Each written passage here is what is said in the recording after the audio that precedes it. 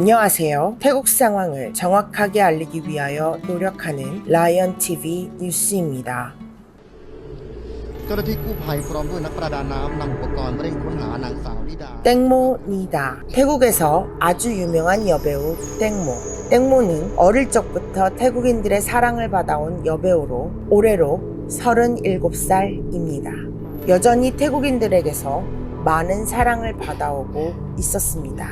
대략 15, 16년 전에는 라이언 대표와 같은 아파트에 살기도 해서 이 여배우를 여러 번 직접 보기도 하였다는데요. 방콕과 주변 지역을 흐르는 매남 짜오프라야, 이 강에서 그녀가 숨지는 사건이 발생하였습니다. ไปดูแล้วก็จะได้ติดตามเข้าใกล้กันมากขึ้นโดยตำรวจภูธร 지난 2월 24일 저녁 6시 남짓 친구이기도 한 매니저와 검은 밴에서 내리는 여배우 땡모, 그리곤 밤 10시경에 스피드보트 뒤편에서 떨어졌다고 합니다. 그녀의 시신은 거의 12시간 이상이 지나서야 수색대에 의해서 발견이 됩니다.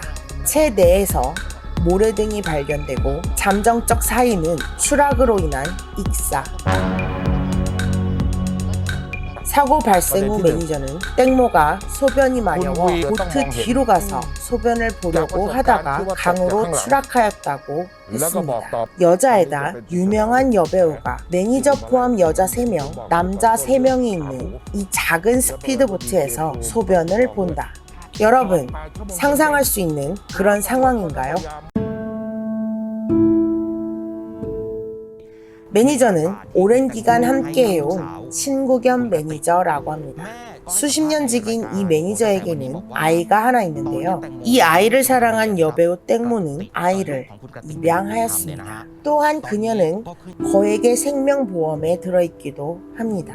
이러한 사실들 때문에 태국인들은 매니저를 의심의 눈초리로 바라보고 있습니다. 여배우가 사망하게 되면 이 여배우의 재산과 사망보험금은 이 매니저가 낳은 아이에게 유산 상속이 되도록 되어 있기 때문입니다. 아직은 정확하게 밝혀지거나 드러난 것은 없지만 여러 정황들은 이 여자 매니저를 의심하게 하고 있는데요. 함께 동승한 남자 3명, 땡모, 매니저, 그리고 또 한 명의 여자.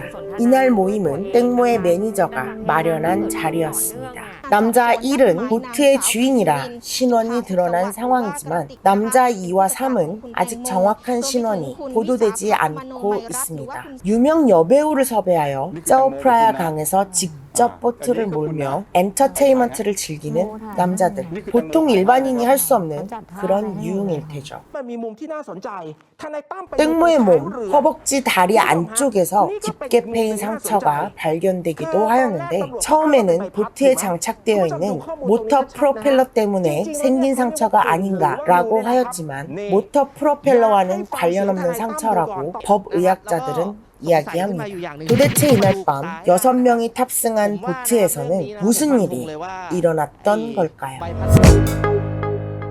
여자이고 배우인 사람이 좁은 배 뒤에서 소변을 보려고 하였다는 진술에 합리성을 주기도 어려운 데다가 당시 땡모는 상하이가 붙어있는 점프수트를 입고 있었고 그 위에 긴 치마를 걸치고 있는 상태라서 소변을 보기 위하여 탈의를 하기에는 어려운 차림새를 하고 있었습니다. 오랜 지인이기도 한 이 매니저가 사건 직후 취해온 행동에도 사람들은 의아해하고 있습니다. 매니저는 사건 발생을 알고도 땡모의 어머니에게 연락을 취하지 않았습니다. 왜 엄마에게 연락을 하지 않았냐는 취재진의 질문에는 엄마와는 친하지 않다. 아버지와는 친했는데 아버지는 돌아가셨다. 땡모의 시신이 발견되고 나서도 또 장례식장에도 매니저는 나타나지 않았습니다. 그날 그녀가 찾아간 곳은 변호사 사무실. 대체 무슨 문제가 있길래 변호사부터 찾았냐고 사람들은 묻습니다. 한참의 시간이 흐르고 이 매니저는 땡모의 어머니를 찾아가서 죄송합니다라고 말하고 땡모의 어머니가 물었습니다. 매니저로서 딸을 잘 돌보는 것이 네 일이지 않느냐라는 질문에 그날은 매니저로서 간 게 아니다. 친구로서 간 거라서 잘 돌보지 못했다라고 답했다고 합니다. 헐, 장난하나. รายการโดยไม่เปิดเหตุครับเพื่อนำมาประกอบสำนวน 아직 이 사건에 대하여 정확한 어떤 결론도 내릴 수 없는 상황에 있습니다. 정확한 사인을 부검하고 있고 보트 뒤편에서 DNA를 채취하려고 하는 시도도 있었고 아직까지 수사가 진행 중에 있습니다. 하지만 라이언 대표가 말합니다. 이런 사건은 정확한 사인과 이유를 규명해내기 정말 어려운 사건이라고. 올해 15층 고층 아파트에서 한국 교민 여성이 추락해 숨진 사건이 있었습니다. 여성의 오빠는 함께 살던 남자를 의심하였고 오빠의 의뢰에 따라 라이언과 경찰들이 현장에서 조사를 하기도 하였는데요. 비가 부슬부슬 내리는 밤에 술에 취한 여자가 아래층 베란다로 떨어진 휴대폰을 줍기 위하여 내려가다가 떨어졌다라는 남자의 진술. 아파트 현장을 세밀히 조사하고 CCTV에 찍힌 남자의 의심스러운 행동을 발견하기도 하였지만 이 사건은 무혐의로서 결국 사고사로 처리되어 버렸습니다. 죽음의 원인을 밝혀내기 가장 어려운 사건이 고층에서 추락했을 때 그리고 이번 여배우 사건에서처럼 선상에서 떨어져 사망하는 사건들이라고 라이언 대표는 말합니다.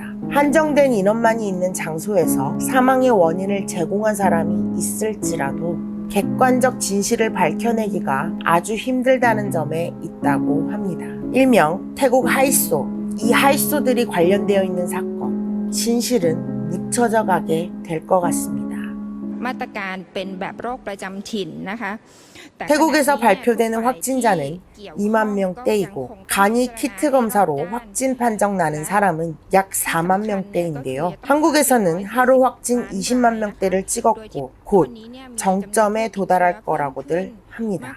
밤니라는 여자 네띠가 표현하듯이 오미크론에 대한 태국 사회가 가지는 생각은 한마디로 위드 코로나로 가고 있다는 점입니다. 태국 관광협회는 타일랜드 패스와 테스트 앤 고 제도를 폐지하여야 한다고 태국 정부에 건의하고 있습니다. 외국인 입국을 좀 더 간이하게 만들어야 한다는 것입니다. 아마도 3월 중에는 지금보다 더욱 간소화되는 입국 절차가 발표되지 않을까 전망해 봅니다. 건강하세요. 라이언TV였습니다.